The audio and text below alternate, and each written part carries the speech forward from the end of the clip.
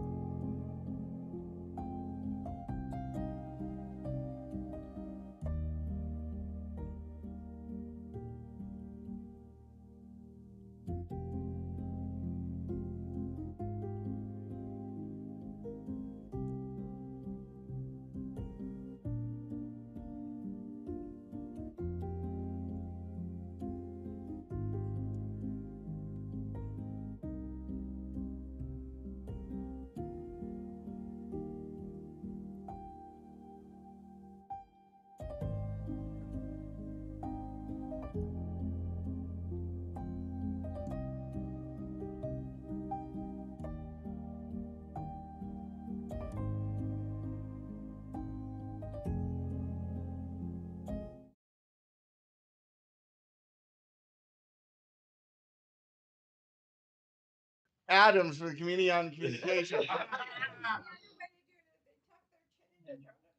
Ah! It's like, no, here's your guide to microphone usage. The width of your hand. The width of your hand. Stay that close. Or if you really know how to work a microphone, closer. All right, Meredith, let's get your mic dialed in.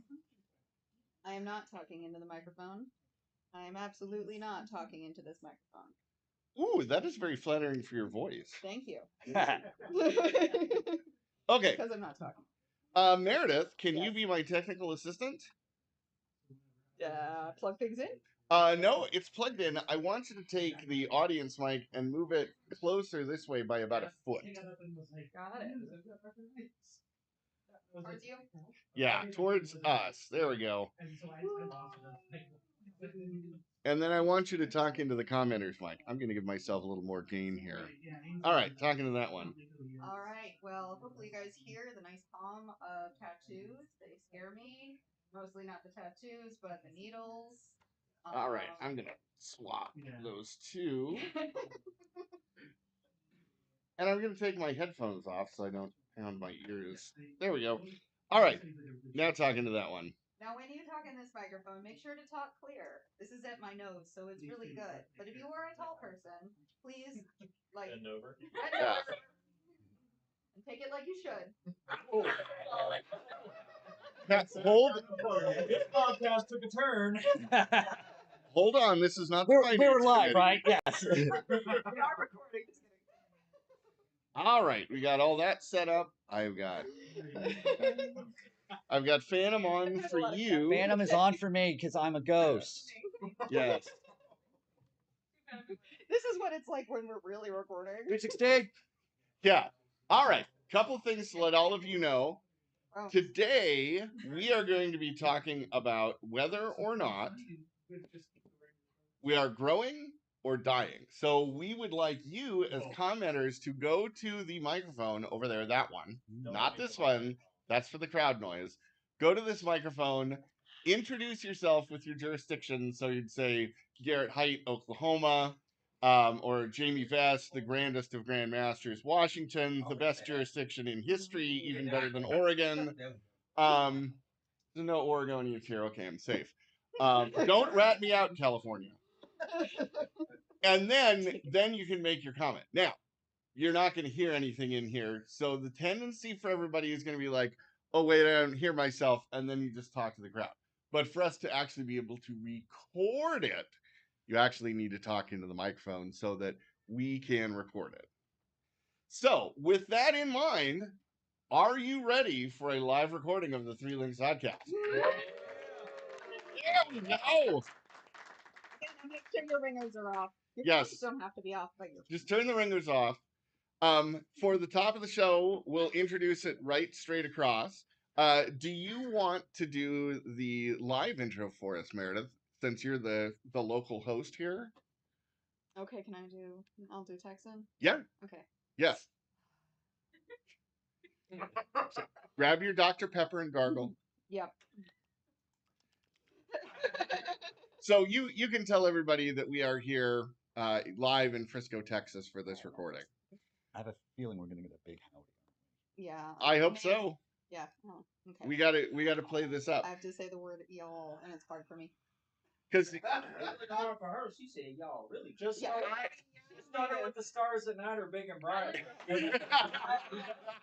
will do. I'll do Uber in Texas. Yeah. yes, Does everybody know how that works? yes. We can practice the stars at night.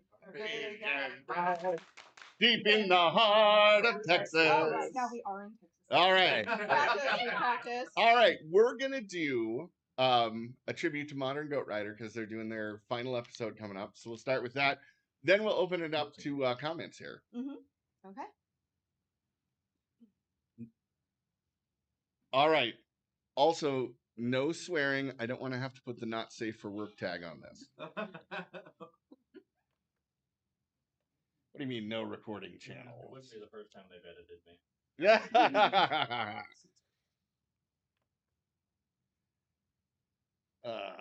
Let's see here. No, I don't want that. Want that. Check 1 2 1 2 1 2 1 2. Yeah, I 45. like that. All right.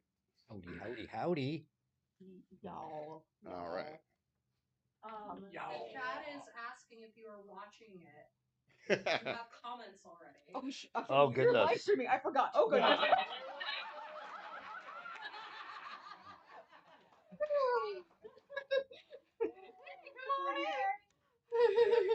Come on down. Grab a chair. Yes, grab yourself a place to We sit. have chairs outside for free. Yes. Yeah, come on down. What is the light? Facebook. There we go. How many Okay. people? All right. I'm glad everybody got really loud there because it allowed me to check and make sure we're not bouncing off the limiter. Waiting for one more chair. Go. All right. All right. Once we get that last chair in here, then we can get started. Yep. All right. California's in the house. Noble Grand, the doors are secure. Yeah. All right, welcome everybody to this special live episode of the Three Links Oddcast. I'm one of your hosts, Toby Hansen. I'm one of your other hosts, Ainsley Heilich. And I'm your other host, Meredith Moore. And welcome to the live stream at Frisco, deep in the heart of Texas. And just to prove that we are here, the stars at night are big and bright. Deep in the heart of Texas. So now you know, it's for real, y'all. All right, to start out with, we want to pay tribute to our colleagues at Modern Goat Rider. They recently announced they're going to be doing their final episode. So, on behalf of Billy and Tara and Eric, thank you so much for your 6 years of podcasting excellence. They're such well-mannered Canadians compared to us. We're just like, woohoo, we'll do whatever. And they're like, no, we're going to do a proper show. So thank you so much, Modern Goat Rider, for all of your efforts. And now we are so happy to be here in beautiful Frisco, Texas. Today's topic, we're going to talk about whether Odd Fellowship is growing or dying. And what we're hoping for in this episode is that members of our very large studio audience here will come up to the microphone and tell us about what's going on in their jurisdiction. Are you growing? Are you dying? And why do you feel that way? So, who is feeling brave and would like to be the first one up? Yeah. All right. Come on here, come on. Yes, just step up here to the comment microphone and be sure and introduce yourself and your jurisdiction. Larry Gunther, California, as my wife says. I never met a microphone I didn't like. I think it's both. I think California's actually a good example of both. Davis Lodge has been net positive growth for over 20 years straight. There are a lot of lodges that are growing. On the Discord, thank you all for the Discord and for this podcast. Thank you, Michael Greenziger, for starting the Discord. There are people who are doing stuff and they're growing and they're bringing new members in, but there are also still lodges that are struggling. They're not getting new members. And I haven't taken data, but it seems that events are a pretty good correlating data point on whether a lodge is doing well or not. That is, say you got a lot of events, you get new members. And I think the issue is, are the Grand Lodges and the Sovereign Grand Lodges going to support the lodges that are growing or not, I guess, is easiest way to clarify that. But I think it's both. I think there's a lot of great things, and I think Odd Fellowship has so much to offer our culture right now because it offers something that more or less doesn't exist anywhere else. The third space thing, the place you can be part of something bigger than yourself, the social space with no, well, hopefully, no extra baggage. Like a lodge, I've never been to a lodge that feels like a meat market. Yeah. It's just a place where people go and meet and do fellowship, and that's awesome. Well, let me ask you a question about that, because I think you raised a really, really good point there. what would it look like for a Grand Lodge to support growth in its subordinate lodges? That is a great question, and I probably haven't given it as much thought as I should. But one way would be to, I know this is weird. I was a science major. Get data. Wait, whoa. I know. Whoa, Well, is that this- an earthquake here in Texas? This is Odd Fellowship. We don't have data or computers or that newfangled stuff you kids like nowadays. We do, Toby. I'm gonna disagree with one of your other co-hosts. We did a very large data survey that collected a lot of data and analyzed that data. And one of the things about Odd Fellowship is we're odd. There, if you need a skill set, it probably exists in Odd Fellows, and you need to find the data nerds. Yeah. And collect the data and analyze the data, and then what are we doing? What are they doing? What are they not doing that might be pushing people away? Well, Meredith, you're our director of institutional research. Yes, I wear glasses. That's how we know. Yes. And the Fez is how we know he's the tattoo artist. Yes. So what were some things that you found in that data set that you collected that you think would address what Brother Larry said about Grand Lodges supporting lodges? Well, a lot of things that came out of that data in that episode, we definitely talked about that, is that we have a very active younger crowd. But at the same time, people in Odd Fellowship who are older say, oh, the young people don't want this. And they do. They do want this. As you said, Larry, this is a special space. There are other fraternal organizations out there, but none are like Odd Fellowship. And I think that's why we're all here in this room, is because we recognize that. And it showed very clearly in the data. Men, women, older, younger, we're all have this same heart and this attitude where we're drawn to this very unique and very special organization where you can be non-binary, you can be tall, you can be short, you can be old, you can be whatever, and there's a place for you because your heart belongs here.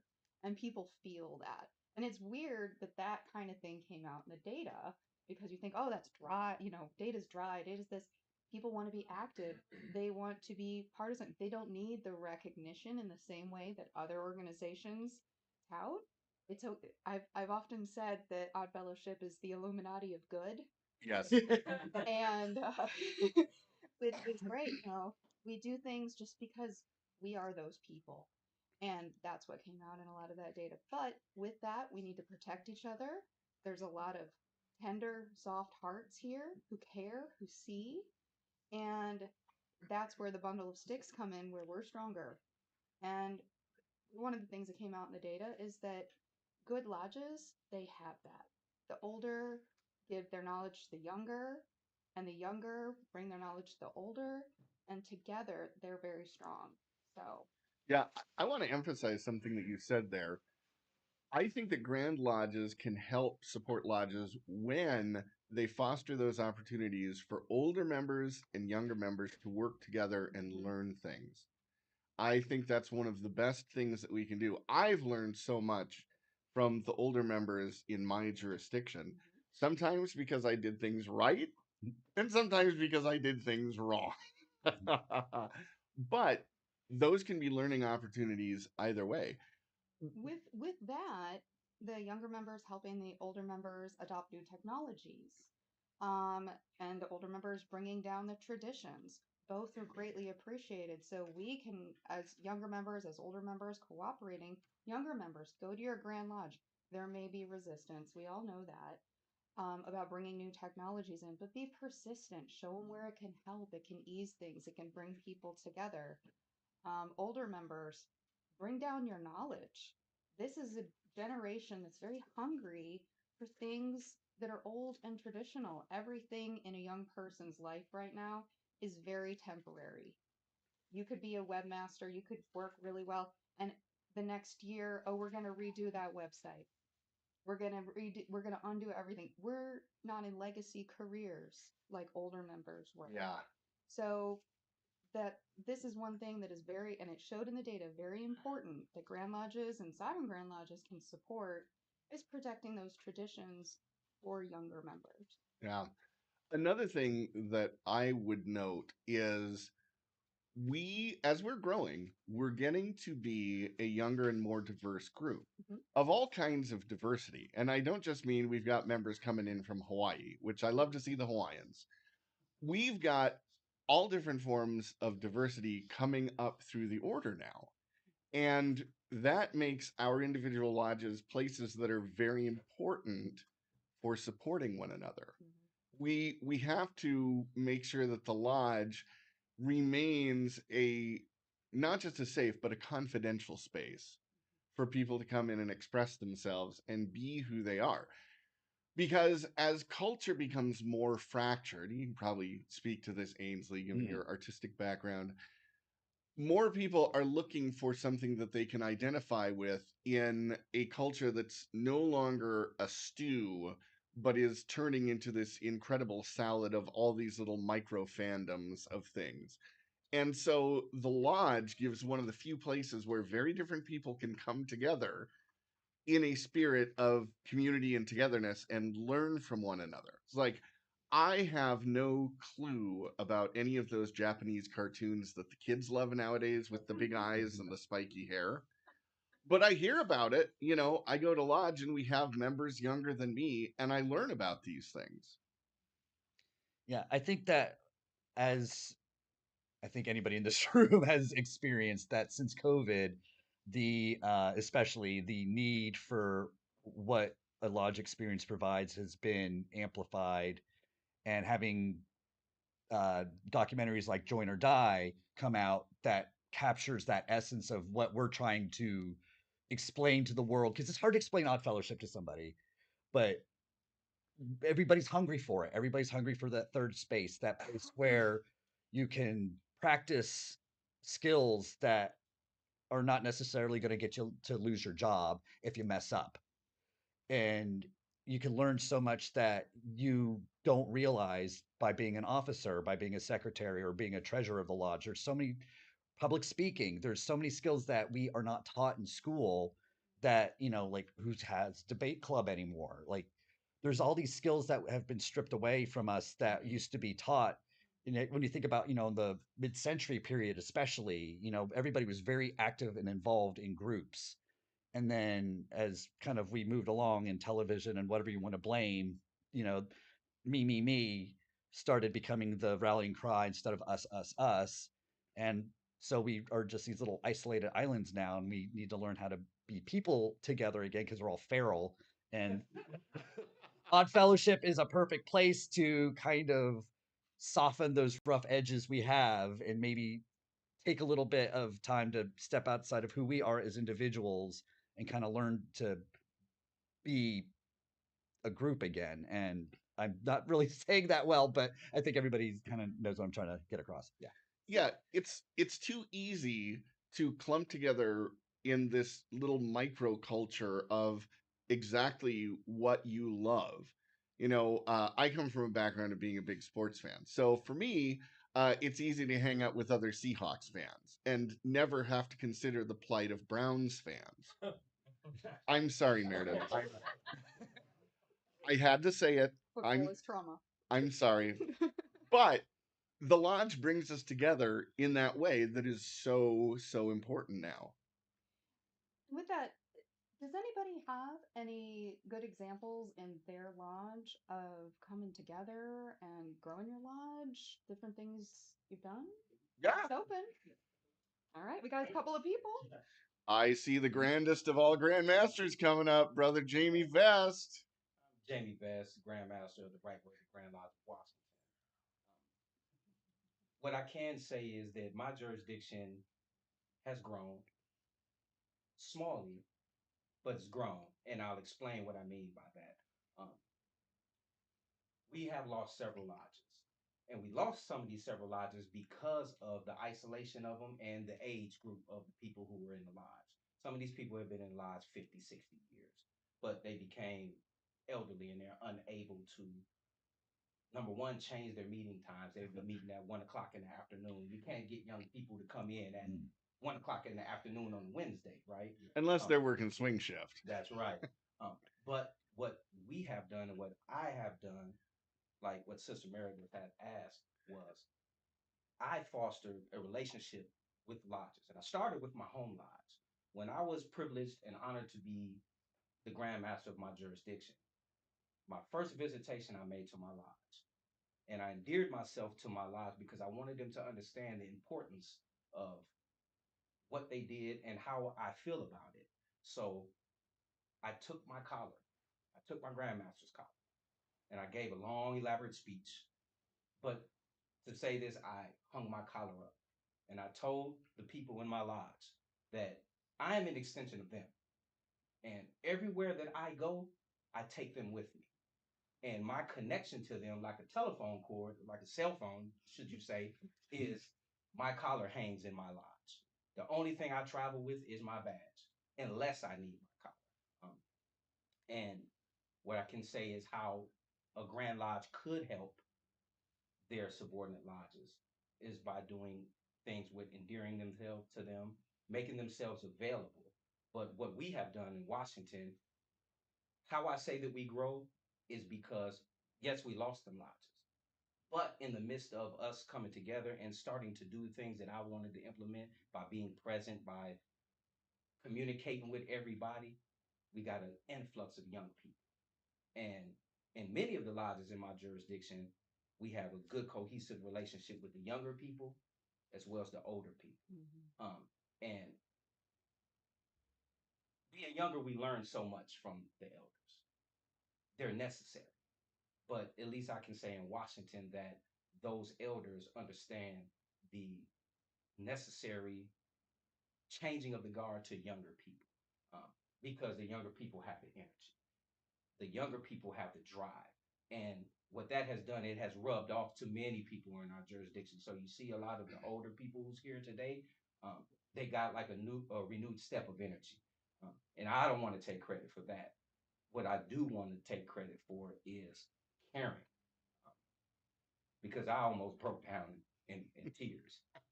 Toby knows. I was there. I saw it. It was And, beautiful. and I'm almost doing it now because I'm looking at this room and I'm looking at all these beautiful odd fellows, people that I've known on the Discord that I've never had the opportunity.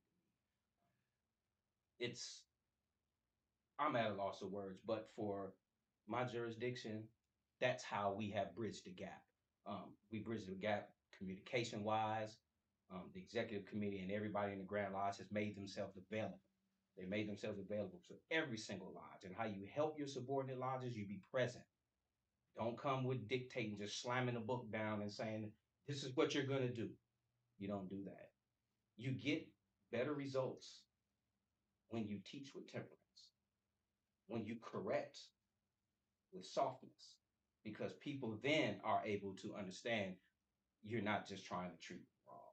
And I think a lot of subordinate lodges have that relationship with their grand lodges. Um, However long it's been going on, it's probably time to get it changed. So that's what I can say about Washington. And I Well said, brother. All right, brother Dan, I believe you were going to come up next.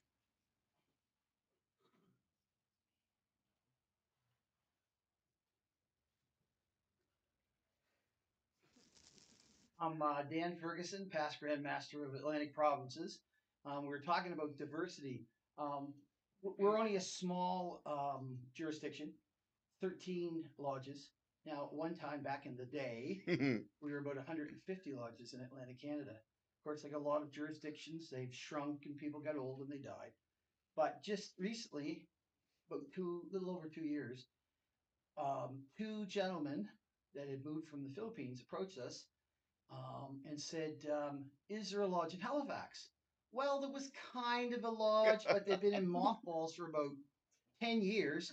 During my reign, I finally decided, let's close this up. This is crazy.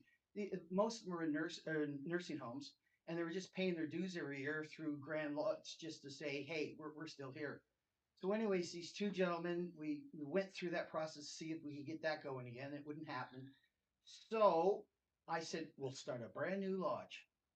And they said, well, could we get a lodge that had closed, get their charter and their history, and then move it on? I said, great. So it started with two members of the of Philippines. One had left. He was Charles Amoroso. He was the deputy grand master of the Philippines when he left. So he was already there. Actually, presently, he is our grand master. Oh, wow. So in a 2.5-year-old lodge, he's the first. Let me get this straight. He is the first Philippine-born Grand Master outside of the Philippines. He says Canada, but obviously he lives in Canada and Nova Scotia. But I don't think, and it can be corrected if I'm wrong, that there's anybody in the States who's been a Philippine-born Grand Master in any jurisdiction. So from those two guys, the third person was Vincent. His wife decided to join, Maria. She hadn't been anything bad. They were going to do the Rebecca's back home, and I gather there was a whole bunch of stuff going on. And anyways, it didn't happen. So Maria went through and did her degrees the same time my wife did. Oh. So my wife, who is right now both the Noble Grand of, because of the dates and when we change, she's the Noble Grand of our Oddfellow Lodge and the Noble Grand of our Rebecca Lodge. And so, anyways, from that we got a charter. It was from St. John's, Newfoundland, and they used to be Atlantic 2N because back before Confederation they went by Newfoundland. Yeah. So we got the charter, renumbered it Atlantic 107. We got all their stuff. We got money for them for startup, and so the first day we had 5 chartered members, and we instituted them. We installed their officers, and then that afternoon, the first new member was conferred, and he was from Sri Lanka. Wow. So at this point, we had 3 people from the Philippines, 2 Canadians, Yes. born Canadians, and 1 from Sri Lanka. Now they have about 25 members, Wow. give or take 1 or 2. 3/4 of them are from the Philippines. We have 1 from Sri Lanka. We have 1 from the Middle East, but they just signed up a guy on the bridge watch. We have every year in Halifax, the big city, about 500,000 people. They close one of the bridges down on Sunday, so everybody gets to walk it. So there's tens of thousands. They put up a tent and promote Oddfellows. So a bunch of us, a lot of past Grand Masters go up and help them.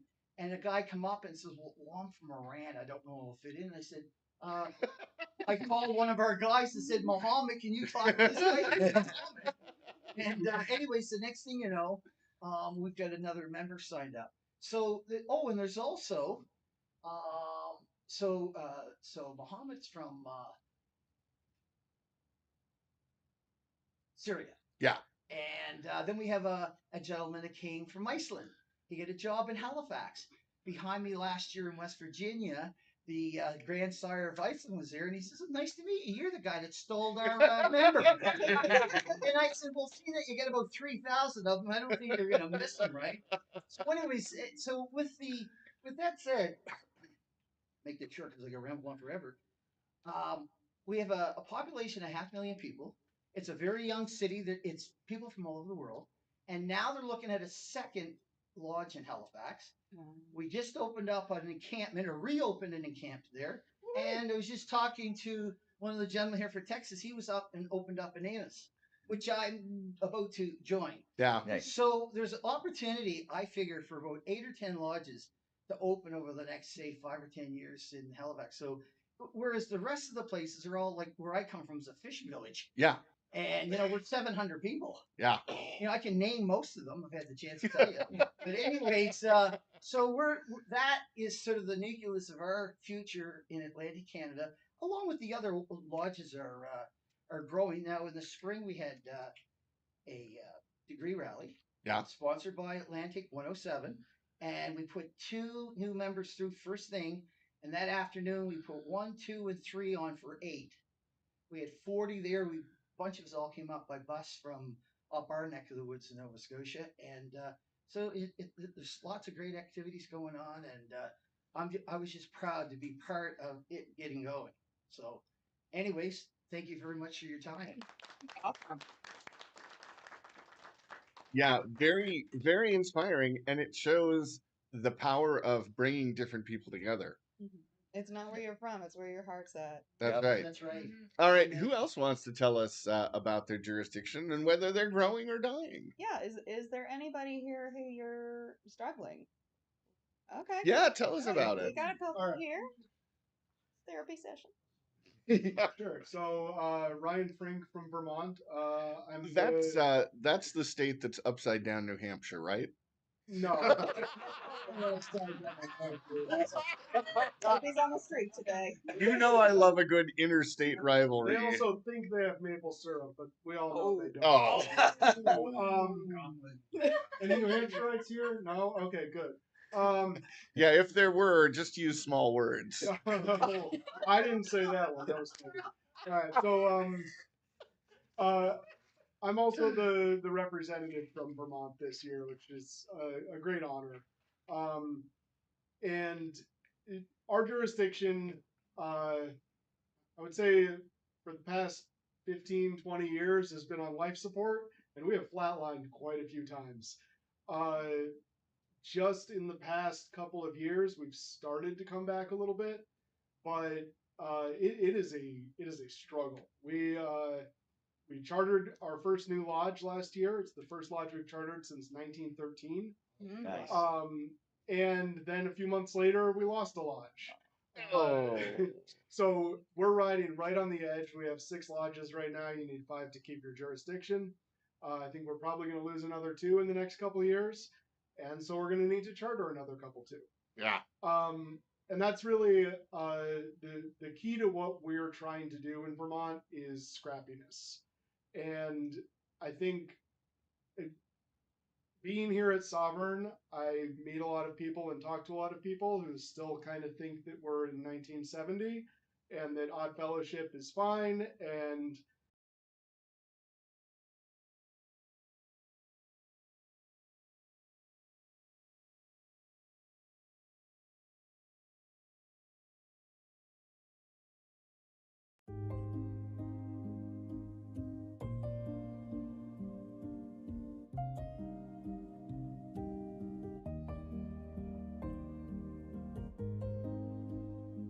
get it done. When they start lodges, when they start grand lodges, I don't care. We'll figure it all out. And that's I think also part of what the grand lodges and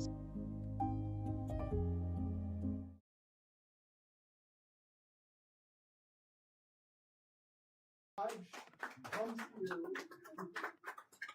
with an idea, and that idea,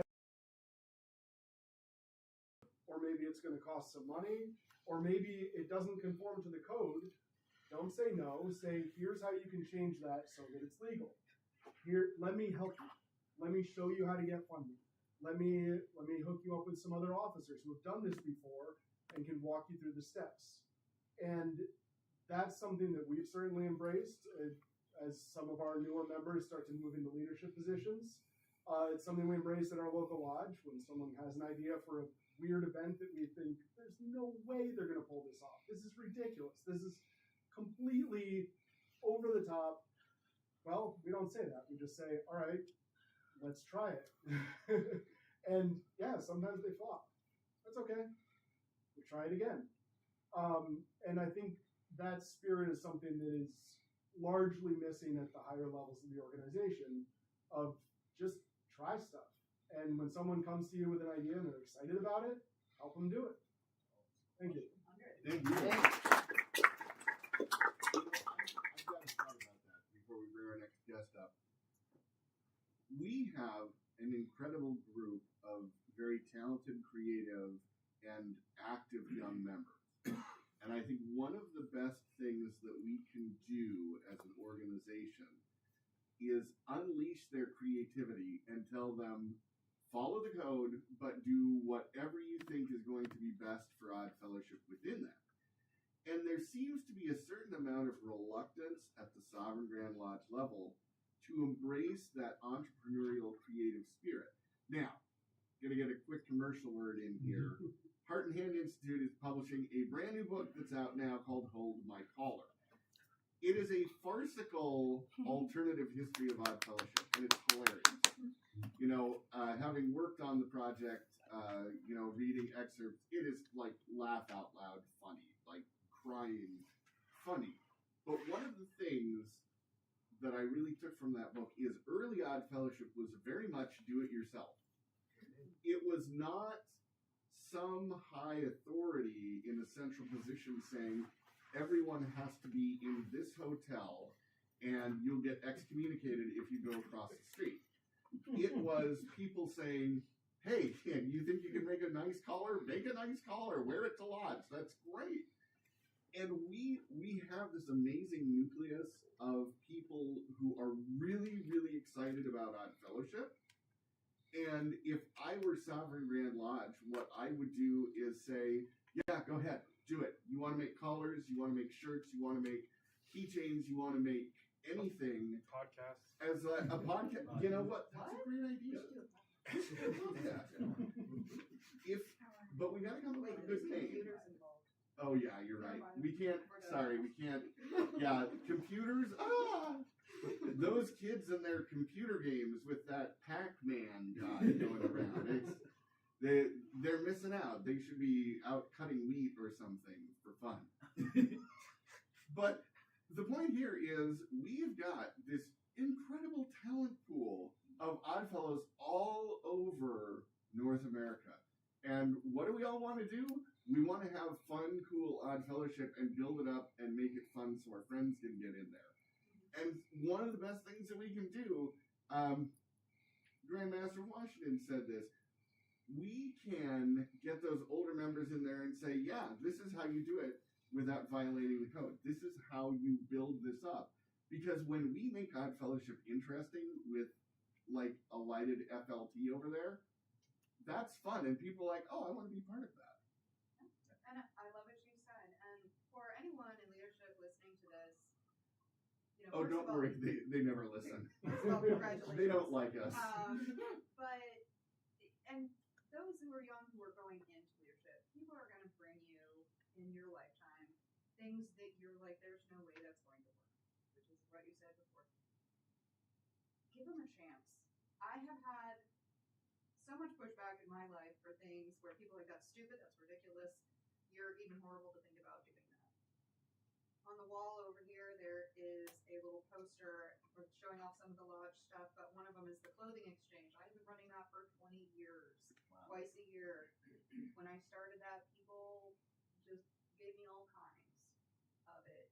And every year, twice a year, 500 to 1,200 people show up to that 4-hour event. We get clothes to all kinds of people. Rich, poor, doesn't matter. Coming off the street, coming out of the corporate tower, doesn't matter.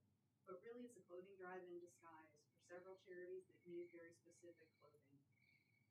20 years I've done it. When I first did it, many people gave me so much slack. I had 4 people and my mom supporting me to do it.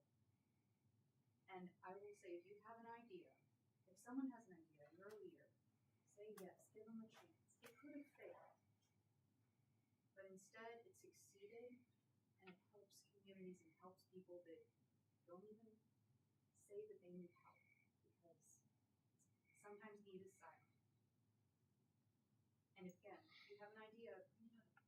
And if you're a leader, let it happen.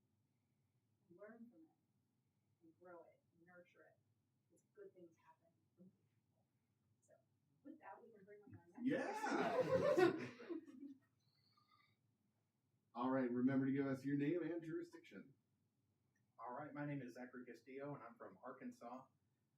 So kind of picking off of what Brother Dirk from Vermont had said, you know, one of the things that I've definitely seen is, again, a loss in what appears to be gumption.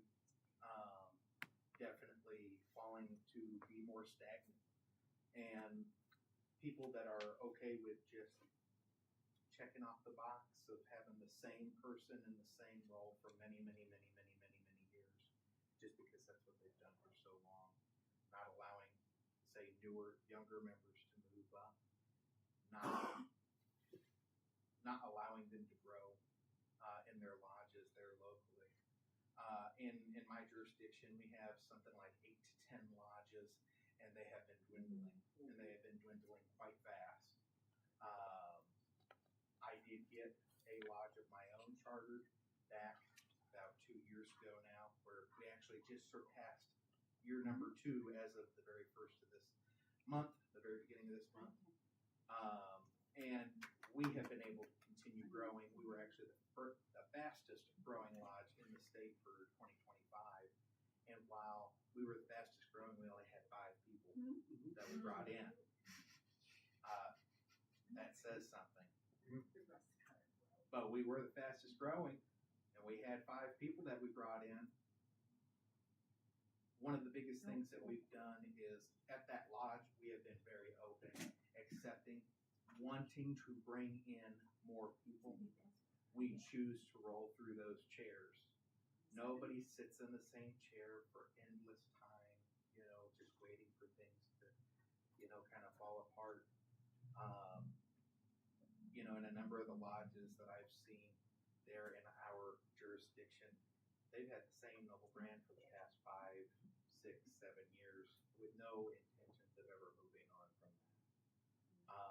I've seen a great amount of people not really going out, reaching out to the local community, trying to find things that they can do. And much like he had brought up, having meetings at like 1 o'clock in the afternoon where you can't bring in new members. Most of the members are the people that we want to bring in. We need younger generation. If you bring in somebody in their 80s, well, we kind of all know how that goes. And we only have a limited amount of time on this earth. Everybody does. So bringing somebody in and focusing on your 80-year-old members, well, it's sure to die out soon. And we've already seen it happen quite a bit there in Arkansas, at least. Also, we have some very rural lodges out there, and they are still around. One of them that we have, I am serious, it's in the original lodge building built in like 1867. It is out in the middle of absolute nowhere. The town has a population of about 210 people. It's very tiny. It's a little speck. Most people have never even heard of a little town before in their entire life. There's no self-service. There's nothing. There's nothing. And with things like that, they are still able to keep the doors open. We were able to use that lodge, me and other members that helped me in getting our lodge chartered. We were able to use them to, one, learn how meetings are supposed to be run, what is expected, because many of those members had been members for over 20 years, 30 years, 40 years. And they did allow us to learn how to do those meetings.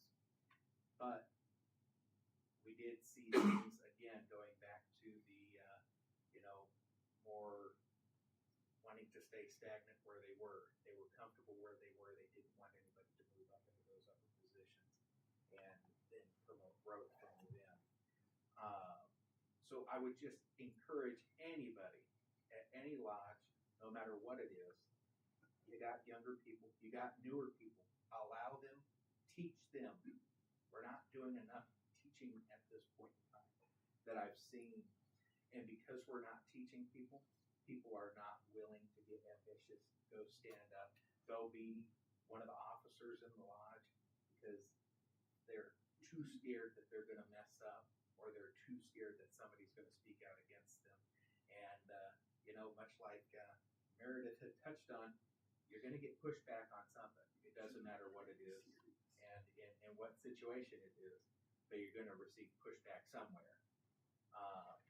One of the big things that I have really pushed for is local community involvement with our newer lodge. And we have done pretty well to facilitate that. We'll be participating in the Christmas parade this year. That's in downtown. They haven't done that. We haven't done that yet. And then about a year ago, we participated in a very big festival that we had going on. This is a new lodge. So with new lodge comes very little manpower, but we are growing very fast and we're staying steadfast in everything that we can do. So I would just encourage everybody to keep their open eyes, open hearts, open minds, and make sure that you are open to that growth. Because if we're not open to growth, we're going to stay stagnant. And staying stagnant is only going to lead to the further decline from within. And I'm going to do everything I can to make sure that that doesn't happen in Arkansas. And I would encourage those of you who may see that going on in your own jurisdictions to then pursue and hope that we can move on and kind of get Odd Fellowship restored back to its original luster again. That's all I have. That is so true for these. I know we've all seen smaller and even larger jurisdictions where you kind of start seeing the same names over and over again on those annual reports, and you're like, didn't Mr. Jenkins, wasn't he the Noble Grand like the last year, or who was warden again? And it's like, haven't they been warden 3 or 4 times now? And when a younger person comes to Grand Lodge and they start getting interested in that, take that as an opportunity to take them under your wing and find where they might be. You might find your next Grand Secretary for the next 40 years. Yeah. But Ryan could go a lot longer than 40. But yeah, I mean, they have, if they have an interest to go that far, it takes very little to bring people into leadership positions, Grand Lodge. And if you think you're a good leader, teach the next leader to be a good leader. That's how it goes. And they might do things a little different than you, but that's okay with them. But you just guiding people. Listen to this room here. People want to know. And speaking of that, so if you're not finding what you're needing on, either from within your lodge, if there's nobody who's capable of mentoring you or willing to mentor you, we have recently, we did for the podcast, we did the, was it the leadership training series? the learning series. So we did an episode on Noble Grand, Vice Grand, Treasurer, and Secretary. So if you are new in the lodge and you need to, understand a little bit better what these positions are, because maybe nobody knows, or maybe the secretary's been the secretary for 40 years and they're just kind of doing the bare minimum and it's all a mystery. And so you could find a little bit of that information from the learning series. You can check back. We are also, through the Heart and Hand Institute, trying to write books as quickly as we can and get them published on all sorts of topics, be it, how to be a chaplain. There's more to being a chaplain than just reading the little bits in the opening and in the closing of the meeting. There are other duties that a chaplain must preside over, and that might not be readily available information where you live. So, check out the information that we're trying to get that out into the world, so that way members can empower themselves whenever the person to give them that information either is not there or doesn't exist, or there's a lot of scenarios that loss of institutional knowledge can happen. Yeah. All right. Who else is interested in sharing the stories from their jurisdiction? Yes, young man. Please join us here at the microphone. Yeah. So Mason Wolf, jurisdiction of California. I just wanted to come up because I wanted to point out how difficult the question is. We're going to look at the thing that's grabbing the most attention. And so when we get the stories of the lodges that are growing, and I love those stories, and I love how the podcast has highlighted so many of them, it really feels like we're growing. And then the ones that we don't hear those stories, often they're shrinking. I feel like at the moment we are not dying. I feel pretty good about that. I'm not sure that we're growing. We have the jurisdictional reports. The data is kind of flat, I think, what's exciting is there are places, bright spots where the growth is happening, and I feel like there's enough good that I think in the future what we're going to see is the lodges that stick around and are doing good things, they're going to become the majority of the order fairly soon, and I think they will continue to grow. But as far as stories from my own lodge, True Fellowship 52, I was really excited when it grew as much as it did, from being a kitchen table lodge to being one that now hosts events that regularly sell out, which is exciting. We have a dance that we now do twice a year that we hit capacity. Last time we did the dance, we hit capacity more than a week before the actual event. Like, sorry, you didn't get your ticket early. We don't have any left. And I love talking to other lodges and find out the events that they're doing. Like Jeff Kiefer telling me about his bingo night, Knight's Ferry. I hear about their incredible multiple hundred people pancake breakfasts. And I really think that there's enough ideas and energy in the order that if we can take that energy more widespread, there's nothing stopping us. So I don't know if we're growing now, but I think it's definitely on a positive trajectory. I like that answer because it's very honest. We are growing, we are dying. We have all of these different trends happening all at once. And I think it's important, as others have mentioned here today, to talk about what we can do at an institutional level to foster those things that are enhancing Odd Fellowship. And that's something where we, as members, can get involved in our districts and our Grand Lodges and bring those ideas up the chain and go to the Grand Lodge and say, hey, can we do this? Can we make this happen? And then for those Grand Lodges to say, we will help you find a way to make it happen. Now, I'm going to go a little off script here, Toby, because we're in Texas and it's good to be rebel. To a certain point. Yeah, I didn't know we had a script. Oh, we just didn't give it to you, Ainsley. But, someone said this to me earlier today, that if people are going to someone else's party, it's because they don't like your party. And I'm going to invite some people up to the microphone. You can cut this out. But I'd like to bring up two people to talk about some groups that we don't talk about, as the movie says. What? I'd like to have somebody come up from Amos and somebody come up from Lodo. Oh, no. I know. We can't. Who do you want first? I want you up here together. Oh. Yeah. So, Hey. yeah, and make sure to introduce yourselves. And so these two organizations are not Oddfellow organizations, but they're Oddfellow kind of affiliated. Lodo-ish. Lodo Adjacent. is adjacent. So Lodo is the women's branch of these two, and then Amos is the men's branch. And they've had a lot of success in the last few years and are growing. So what's your party? And remember, get right up on the microphone when you talk. Don't stand 3 feet behind Ladies us. first. Okay, thank you. And speak loud for the Make sure to fuzzy mic over introduce- there, too. Yes. Okay. Hello, all. My name is Brenna Whitmerritt. I'm a past Supreme Shehai for Ladies of the Oracle. My local Zuana is Mao Zuana number 333 here in Dallas, Texas. My name is Garrett Hyde. I am a member of Karnak Sanctorum number 138 out of Plano, Texas. I have had kind of my hand in trying to spread some Amos lore throughout the country and beyond the borders. Yeah. I've been to Arkansas. I've been to Canada. We try and do what we can. So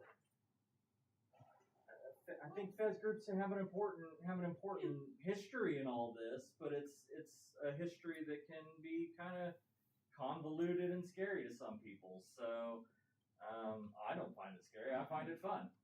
And why do you think people are attracted to these organizations? well, I'm not going to speak for Lodo, but as far as Amos is concerned, I'm attracted to Amos because it's a branch of this that I find to have no real rules. There are rules, but they're rules that seem to be made to be slightly bent. You know, liberally construed. Yes. Close your eyes a little bit and imagine Tom Jones is playing and you're just having a good time, and that's an Easter egg for some people. Yes, it is. You sit around, you ask, "What's new, Pussycat?" and we'll tell you. I don't know. It's fun. It's fun. We have put aside all the drama that happens in Grand Lodges and all the drama that happens in our certain jurisdictions that we happen to be in, and we go to a place to just fellowship and have a good time and not worry about some of the minutia that's involved in the core of Odd Fellowship. Yeah, I just crossed the desert sands myself last week. And I can tell you the appeal of Amos, the reason why I decided to join is because you get all of the fun of fraternalism and almost none of the drama. You know, you go to Grand Lodge, or we come here to Sovereign Grand Lodge, and there's a lot of serious work that needs to be done. We have a finance committee that's looking at dividing up a smaller and smaller pool of money for the various needs that everyone has in the order.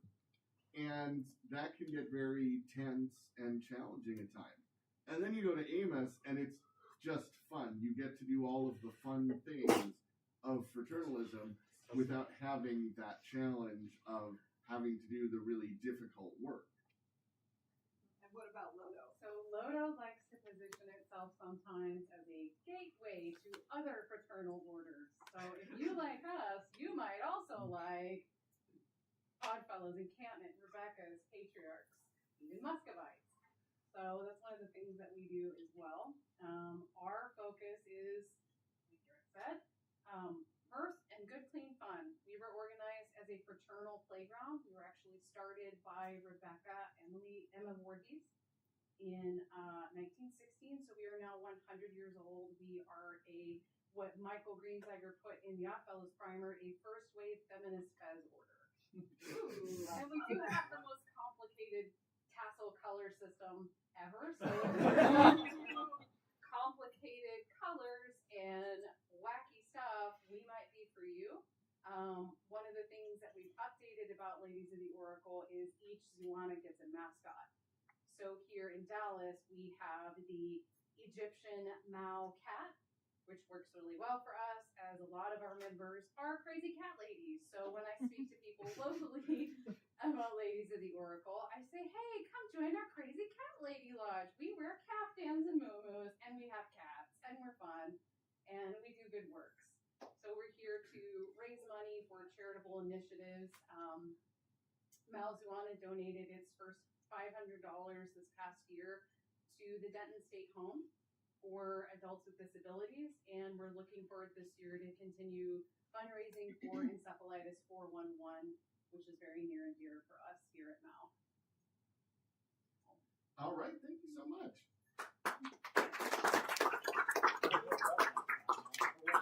Yes. Now, does anyone else? The ladies are often more prepared. Just setting up for this podcast demonstrated that. Now, does anyone else want to tell us about what's going on in their jurisdiction before we wrap up here? Oh, yes, come on now. Oh, the shy one. That look was not shy. That's not a way to encourage that. I'm Gretchen Clark from Maine. I'm past president of the Rebecca Assembly. I'm not an Oddfellow, I'm just a Rebecca. But I feel Maine is split 50-50. So we're down to 10 Rebecca lodges in the state. We just lost my home lodge this spring. We had to consolidate. And our Oddfellows are down to, I think, about 10 or 11 lodges. So we're barely hanging on. We do have some Oddfellow lodges on the coast that are gaining high memberships. They're taking in 20. They just did a degree rally. I think they did on 35 candidates. Oh, wow. Wow. So some of the Oddfellow lodges on the coast are getting young high members coming in. But for the Rebeccas, I'm the youngest one that belongs to the Rebecca's in the state, and I'm 31 for me. Yeah. So it's a very difficult balance, but it's hard when I'm the only young one, and I do a lot for the lodges, but it's always sometimes like, oh, she's young, it's put on me, and it's like I only can do so much, or I do get a lot of pushback from the older ones, because Maine, Oddfellows and Rebecca's is very much still regimented in tradition, strict tradition, and if you break that, they may not like you. Yeah. Now, I've got a question for you. A couple months ago, Meredith went on a fact-finding trip down to Houston, and she talked with a number of different Rebeccas down there at the testimonial for Pam Eisenhower, who is our IARA president this year. And she got a lot of different opinions about the Rebeccas and what the future might be for that branch of our order. I know I'm putting you on the spot here, but what do you see as the future for Rebeccas, both in Maine and in general? I see the future dying up. I really do. All of the lodges are putting an effort to get young members, but for a state of Maine with being only the youngest member in the state, there's no way I'm going to be able to, get lodges open back up and get things going again. But for other states, it may be possible to keep the Rebecca's going. So I still feel like it's 50-50. I know a lot of Rebecca's in Maine. They said that if their lodges close out, they refuse to join the Oddfellows to keep going. They're very much a Rebecca. They're never going to go forward. So Maine is split in that way as well. We have a lot of Rebeccas who are already Oddfellows and moved up, and then we have very much half the state they're strictly Rebeccas, and that's all they'll ever be. So if they lose their lodge, they're not just going to go join the Oddfellow to keep going. They're done. So I feel like that's also the hardest part. But the Oddfellows have been pretty receptive to me when I was president. I tried to do as much as I could with my counterpart, my Grandmaster, to show a unified front. Even though I was on Oddfellow, as much as they would let me do, I did. So the main Oddfellows, we do a potato run every year. So we go up to Aroostook County and we get potatoes. The Oddfellows pay for the potatoes to bring the lodges to take back to their communities, so the food pantries. I was the first president of the Rebeccas to do the potato run with the Oddfellows, and we've been doing it for the last 5 years now. And they let me. It was mostly like an Oddfellow thing until I asked, hey, can I do it and bring potatoes back for our Rebecca lodges, which all go to our local food covers and communities. So I still continue that, but that requires a 5-hour drive to the county to pick up the potatoes, and we bring them back the same day. Yeah, potatoes don't transport themselves. They have eyes, not legs. Yeah. When potatoes fly. Yeah. But at the same time, it's hard because, I was told, well, some of the Oddfellow lodges get, reimbursement for their travel and gas, but because I'm a Rebecca lodge, I don't get that. So there's still some clashing of like, why is that? Just because I'm not Oddfellow, we're still doing it. So I try my best in Maine, but it's been very hard to lose my home lodge this year because 3 of our members, 2 passed away, which were both family. 3rd generation Rebecca. My grandmother and my mom and my aunt were all over 50-year members and all past presidents of the Rebecca Assembly of Maine. Wow. That's solid. We consolidated my lodge against my will. We had 5 members, but the other ones just wanted to give it up, and they didn't give me enough time to get new members to keep it. So we consolidated. I still go, but I don't really care to go to that lodge anymore because it's just not the same. And I took an associate membership, and they found out and they were not happy. But the associate lodge, they just do better with me than the ones that I'm in right now. I feel like that's what we have for Maine. So it is, I think, always going to be split, but Maine, eventually may die out for the Rebeccas sooner than the Oddfellows are. I can tell you're really sad. That's heartbreaking for you. It was hard. People don't understand when you have a family that's been or family of Rebecca's, and they've been in this lodge. Our lodge was just turned 109 years old before we consolidated. And my grandmother and secretary were lifelong treasurer and secretary, my mom.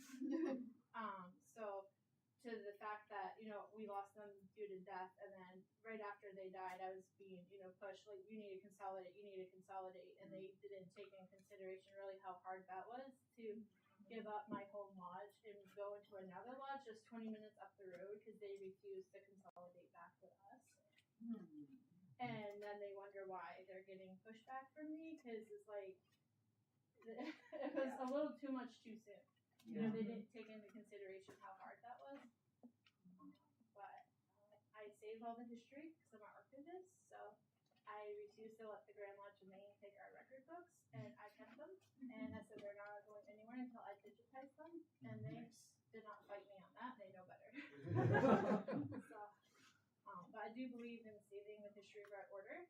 And I saw some of the costumes here. It's nice, Meredith, that you do that, because it's really nice.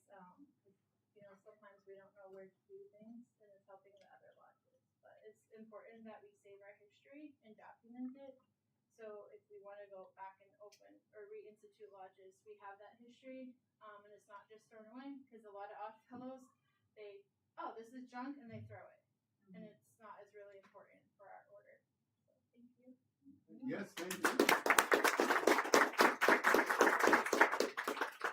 And just to reiterate that, that is a 30-year-old youngest member of Maine saying that history and tradition is important for her. Yeah. I just want that to be real clear to people. When we do new things, when we challenge what's been going on, it's not because there's no respect for the history. It's not that there's no reverence for what we've done and how we've done it. People work to push for small changes, for even some kind of larger changes, because they see it's necessary. They still have a reverence and want to protect that history and keep it alive, because that's the main thing. Yeah. All right. Anyone else who wants to tell us about their jurisdiction before we wrap this up here? Yes, join us. There is Steve Nolan, Texas jurisdiction, Houston Heights Lodge 225. But yeah, I think our lodge, we have pretty good participation. It comes and goes. We've had a few members pass away the past couple of years, but then we get new members coming in. We got one member that he just joined last year, and this year he's going to be coordinating the National Night Out for us. So he's real gung ho about it, and he does a pretty good job. And we try to keep things, you know, busy and happening.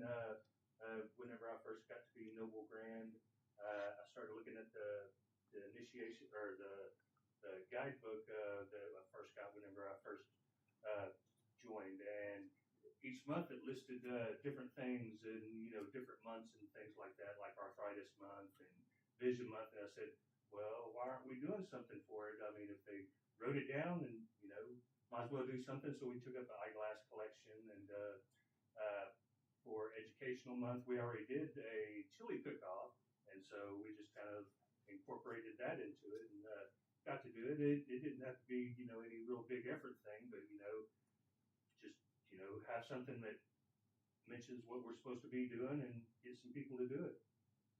That's great. Yes. And I do believe Houston Heights Lodge, you've helped start at least one other lodge in the state. Yeah, we helped Conroe get back going, and I know number 6, our other Houston lodge, they helped get San Antonio going a couple of months ago.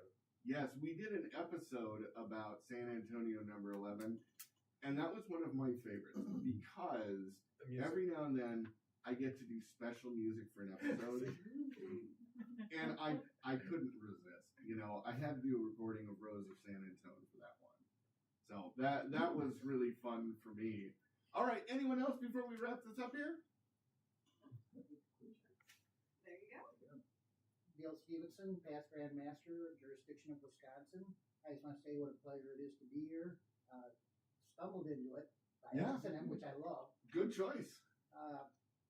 A lot of the work that gets done as far as trying to grow, and then you grow grow and you lose members, and you grow and you lose members. I learned a lot from the jurisdiction of Illinois. I think a lot of my brothers helped me learn, and they were excellent about it. Unfortunately, all I ever wanted to do was help move tables and chairs. Being a Sovereign Grand Lodge, no, that was never even things that, no thanks. But it's a pleasure to be involved with this, and everybody that's here and listen to all the ideas.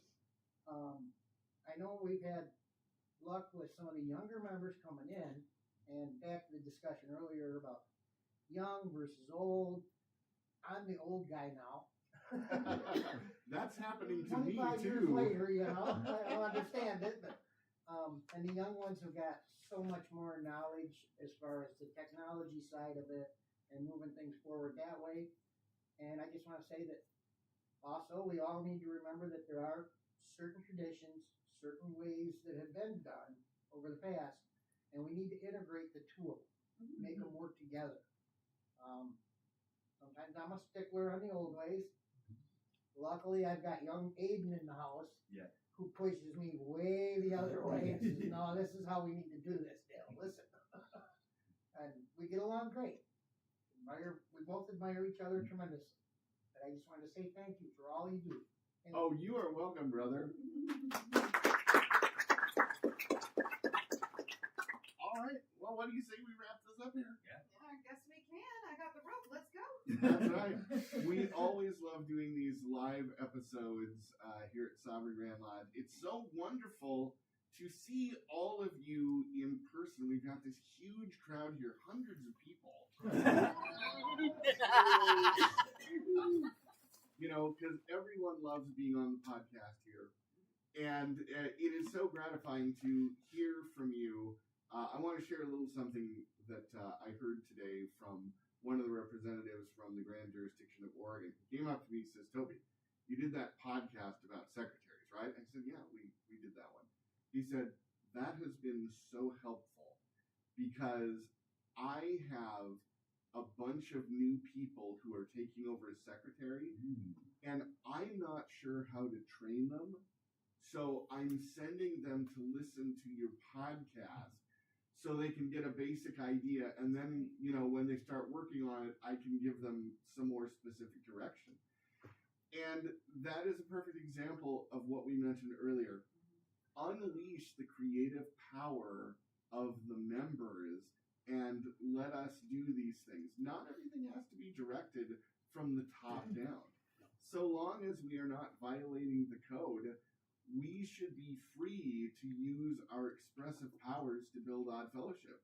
Because from what I can see, it's working. I mean, just look around. Yeah. Look at this. We've got these great fezzes and all of this wonderful display that the group has put together here for us. And we've got all of these creative, really driven people who want to build Odd Fellowship from all over the place. And they're doing great work. You know, I really want to see an order that as we go on will encourage that and nurture it, because nothing gives people a sense of meaning and place and belonging like a group that says, come on in and use your creative talents to build something. Be on. Yes. All right, on behalf of all of us here at the Three Links Oddcast, thank you very much. You've been a wonderful audience.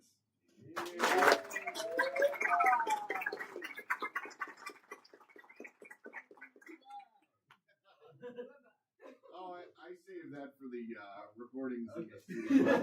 So we know. I like to close with the applause here because then it's like the Oprah show. You get a car. No, we didn't do a shout out for this one, but I will tell you, I actually had Brother Reed Hollander from Alberta come up to me today and give me a shout out. He says, I've been so busy, I haven't been able to email you, but in June, the Grand Encampment of Alberta traveled to the Montana session, and along with Sovereign Grand Master Tom Calabrese, they brought in 7 new patriarchs in Montana. Cool. Wow. Now you have to realize that's cross-border. Yes. Operation. That's all. I mean, this international That's right. They made the drive from Alberta, Canada's Texas, Wow. they have down to Montana, which is like the Texas of the Northwest. Yes. Yes. Snow Texas. But they never let us. And if we work together like that, we can help each other out and build something really, really amazing with Odd Fellowship. And I'm going to wave my encampment flag again. It shows how important it is to keep and strengthen the patriarchal branch of Odd Fellowship. Because as the really active, interested members come in, they want something beyond the lodge experience. They want that kind of enriching mentorship kind of group, and we have it. We have our encampments. Mm-hmm. And who was it was talking about meeting? A couple of you were talking about like some of the lodges you meet at like 1 o'clock on a Wednesday. Yeah. It's funny because at Fort Worth Lodge we have 2 Rebecca lodges in the same. They did not consolidate, but one of them is an evening Rebecca lodge. Oh. So the after work. And then one of them is like Wednesday at 1 o'clock, and it's because the people who were in the evening one, when they got older, they couldn't drive at night. Mm-hmm. And so they kept that Rebecca Lodge separate to accommodate people who couldn't drive at night or work swing shift. Mm-hmm. But I know there's lodges in Houston that also have lodge nights, and then they'll have one day a month or whatever where they meet like on a Saturday or middle of the week or something. And I think that's kind of nice to accommodate people. I just thought that was kind of cool hearing about that. Mm-hmm. And I hope that you guys get to talk to everybody at the Grand Lodge and at the Sovereign, since we're here, about all these different ways of operating, but like thinking about like respecting the young, respecting the old, thinking about disabilities, thinking about timing. It's so neat to meet people from all these different places that what you were talking about before about rural ones. Like they're way, way out there. And the drive of 2 hours to get to lodge, like even just going to lunch, that's a commitment. That person's committed, even if they come one time a month. So, it's just really interesting. And there's a lot of good young problem solvers here. Yes. So if you're like, my lodge is dying, just talk to people. They might come up with the best idea. Like I know that Dallas Lodge has done blessing bags, which has brought in the community, but also activated lodges. You'll see these iron things on the side here and outside. Weldon over there with the horns, he was the instrumental in that. Those are Narcan dispensing machines. They're free Narcan for people who are dealing with opioid overdoses. And we were doing some research to be able to talk about those for the lodge. And we were saying, okay, who's the biggest user of who receives Narcan the most, population-wise. Mm-hmm. It's the elderly in Texas. Mm-hmm. People who are over the age of 65 because doctors are still prescribing them lots of pain meds. And it doesn't matter because doctors think, oh, well, this shorten life. It doesn't matter. They're going to have pain. And they get addicted, and they lose funding. They get into stuff, and they overdose. So we want to make sure. I know that the Dallas Lodge, this isn't for punk kids in their 20s so much anymore. This is for grandma. This is for having in your pocket. You can save a life, and keep it. Grab some on your way out. It's all free. It's nice coordinated with different charities and stuff. But I've been impressed about what that lodge is doing, and I hope that you get to talk to them and have new ideas they want to learn from you. I want to know more about this potato run for sure. That's the jurisdiction of Idaho, I have a feeling like it might work for them. But yeah, I mean, there's so many great ideas here. Look around the room, talk to different people. I mean, I was walk away from Sovereign just absolutely inspired by what I hear from people, what they're doing in their lodges. So make sure everybody here, not just talking to the mic, but talk to each other and get those ideas. Awesome. Bring them home. Yeah. All right. Thank you so much, everyone.